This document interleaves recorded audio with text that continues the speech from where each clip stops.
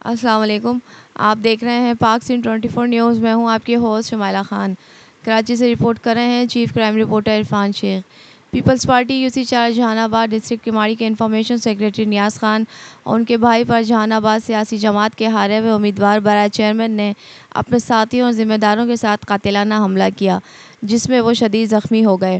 وزیر اعلیٰ سندھ کے معاون خصوصی محمد آصف خان نے جیلوں کی عیادت کی اور زخمیوں کو یقین دلایا کہ غنڈہ گردی کرنے والے جلد قانون کی گرفت میں ہوں گے، اور کہا کہ پیپلز پارٹی کی اعلیٰ قیادت تنظیم اپنے ایک کارکن کے ساتھ کھڑی ہے اور ان کی حفاظت کرنا بھی ہمیں آتا ہے، اور ایسے ہتھ کنڈوں سے نہ ہماری قیادت ڈری ہے اور نہ کارکنان ڈریں گے۔ پارٹی عہدیداران اور کارکنان نے دن بھر اپنے بھائی نیاز خان کی عیادت کی۔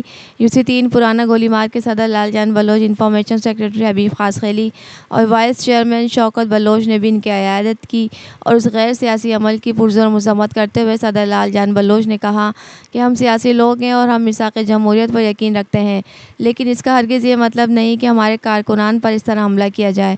ہماری قیادت نے ہمیں کبھی بھی ایسی تربیت نہیں دی کہ سیاسی اختلاف پر کسی کو مارا جائے، کسی پر قاتلانہ حملہ کیا جائے۔ ہم اس کا بھرپور جواب دینا جانتے ہیں، مگر ہماری قیادت نے ہمارے ہاتھ باندھے ہوئے ہیں۔